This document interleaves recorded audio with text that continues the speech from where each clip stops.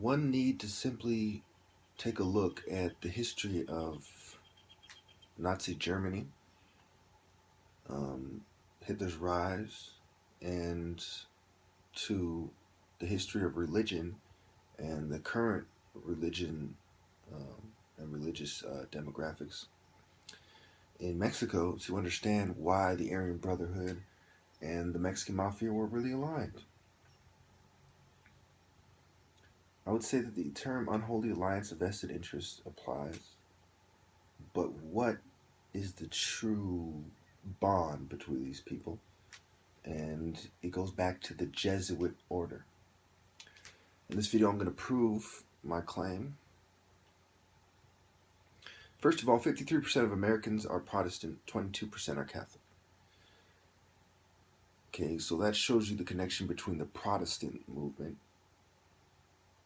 and Freemasonry and the Jews and their connection in America, why it's strong in America, and why the government is at odds with the neo-Nazis and the Mexican Mafia, besides the obvious reasons, such as Mexican nationalism versus America. But what does it really mean to be a Mexican nationalist fighting and rejecting the government? Well, it goes on to the religion in Nazi Germany in 1939. Now, this is where it gets slightly complicated, because in Nazi Germany, the demographics would suggest, the religious demographics would suggest that Protestants were in control of Nazi Germany, and appealing to Protestants and getting them to adopt a Nazi ideology was part of what was going on, but it was not what was the main things going on. So 54% of Nazi Germany were Protestant, 40% were Catholics, and then you had a 3.5% were Gottgläubig, kind of positive, quote unquote, positive Christianity, a new Christianity, a Nazi style Christianity.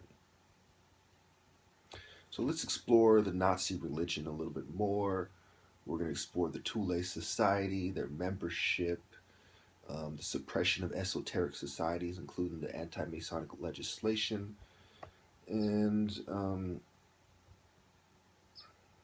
then we will wrap it up. Okay, so from Wikipedia, the Nazi leadership made use of indigenous Germanic pagan imagery and ancient Roman symbolism in their propaganda. And many times I talk about how Hitler saw himself as a new Knights Templar, and that connects him to the Jesuits and secret societies and the Catholic Church. But let's move on. However, the use of pagan symbolism worried some Protestants. Many Nazi leaders, including Adolf Hitler, subscribed either to a mixture of pseudo-scientific theories, particularly social Darwinism, or to mysticism and occultism, which was especially strong in the SS. Central to both groupings was the belief in Germanic, white Nordic, racial superiority.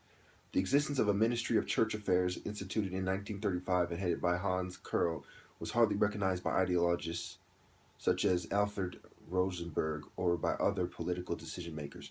A relative martyr, Kurl accused dissident churchmen of failing to appreciate the Nazi doctrine of race, blood, and soil, and gave the following explanation of the Nazi conception of positive Christianity, telling a group of submissive church clergy in 1937. Well, I'm not going to actually waste my time with that. So, moving on, the Thule Society attracted about 250 followers in Munich and about 1,500 elsewhere in Bavaria. So where do their followers come from? Bavaria. Its meetings were often held in the luxury hotel Villa Residing. I know I fucking slaughtered that. The Four Seasons Hotel in Munich. It's funny how there's a Four Seasons Hotel in Palo Alto, and there's a bunch of Nazis in Bardo, Stanford prison experiments taking place. But that's neither here nor there.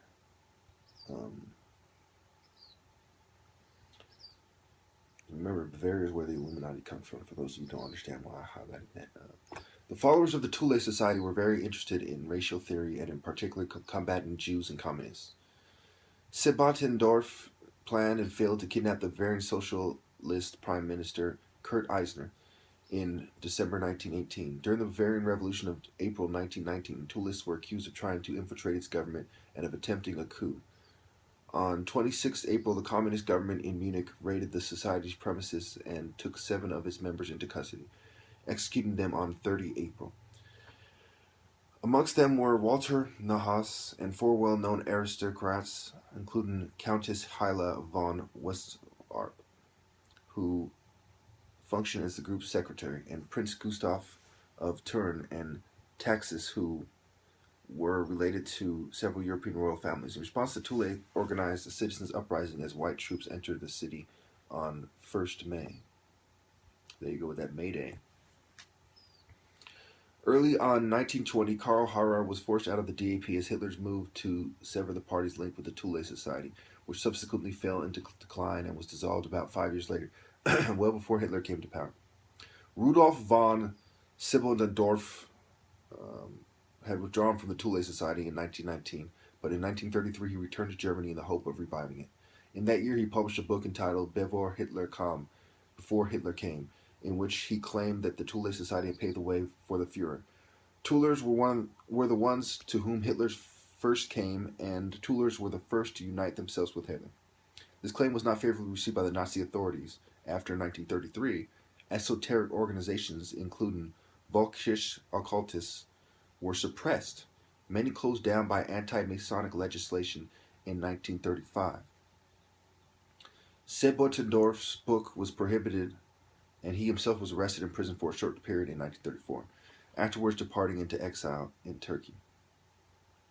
Nonetheless, it has been argued that some Thule members and their ideas were incorporated into the Third Reich. Some of the Thule Society's teachings were expressed in the books of Alfred Rosenberg. It's important to notice he was the main Nazi philosopher. Many occult ideas found favor with Heinrich Himmler, who, unlike Hitler, had a great interest in mysticism, but the Schutzstaffel SS under Hitler emulated the structure of Ignatius Loyola's Jesuit order, rather than the Thule Society according to Horn. Okay, so upon scrutinizing the secret society membership, well, let me finish this up, and I'll give you the analysis. Rudolf Hess, Alfred Rosenberg, Hans Frank, Julius Lehmann, it's funny how they have the Lehman brothers, Gottfried Fieder, Dietrich Eckart, and Karl Harrer were notable members of the Thule Society, obviously. However, Nicholas Goodrich Clark contends that while Hans Frank and Rudolf Hess had been Thule members, and other leading Nazis had only been invited to speak at Thule meetings or were entirely unconnected with it. Okay, so when you look at what is going on in the Mexican Mafia and the Aryan Brotherhood's alliance, it's very obvious that it's very much a secret society alliance, very much to do with the Jesuit order, and they're very much compartmentalized. And you have the blacks and the northerners more teamed up with the Jews, the communist movement, which is highly controlled by Jews and Jewish secret societies. And the idea of multiculturalism and going against racism, these are more supported by the Masons and the Jews than they are by the Jesuits and the Catholics. So, like I said, things get complicated. The way you slice it, it's not as simple as you might think. You can't just say it's a Catholic. It's more like a movement within Catholicism that is highly involved with secret societies against Masonry, and a movement within the Jews, Zionism, occultism, what have you. But at the same time, they're all controlled by the same types of people, which are white people and Jews at the highest level, the Illuminati. No matter how you look at it, the Illuminati, even if you want to look at it, the Illuminati as a Jesuit conspiracy, it is impossible to separate Illuminati activities from Masonry, which shows you right there that the Illuminati is what connects Masonry with their quote-unquote enemies, the Jesuits and the Catholic Church. because they infiltrated both sides and they control both sides. So ultimately, I could go on and on proving why I've been right all this time. I can go into more detail and give you more names, dates, and sub movements and sub disciplines. But do I really need to do that? Do we not already know that I'm right? Do we not already know, those of us who've been watching my videos, that it could be no other way? Do we not already know that people in secret societies are a bunch of groupies who are compartmentalized, who think they're in the in crowd? In this, there's no doubt that there's a whole lot of groups that think that they are in the know when they are out of the loop. They didn't get the memo, so to speak. They weren't kept posted. No one kept them posted. They weren't kept up to date. They just think they're special, and they're playing a rather pathetic role. The only thing that is more ignorant than the masses of sheep are these people in secret societies who think they know something and live their lives, suppress and oppress others, thinking that they know best when they know nothing. That's why I call them the know-nothings. That's why they call them soulless demons. They're all part of Babylon's system.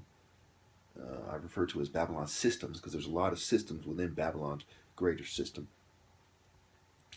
And they're all idiots. They're all dumb. So I say these people envy me because I have a superior worldview, and as they watch my videos, they realize that. These people envy me because I'm the top martial artist. I'm more spiritually advanced. I'm more physically advanced than they are. I have superior combat than they do, both with the pen and the sword. So what are we talking about here? Who should be listening to who? Who should be following who? Who should be doing what who says? Should a superior mind do what the inferior intellect wants me to do? I'm a superior being to them, but no, I don't. I'm not a pretentious, pompous, cocky fuck as a result. I'm a humble man of God, and all things are done through God. God has chosen me and not them. And then they're going to turn around and demand that I comply with their inferior philosophies. Pathetic. Transcendent heroes are above kings and above secret societies. If God chooses the privileged class, the aristocracy, and the establishment, then he must also choose the transcendent heroes who are above them all.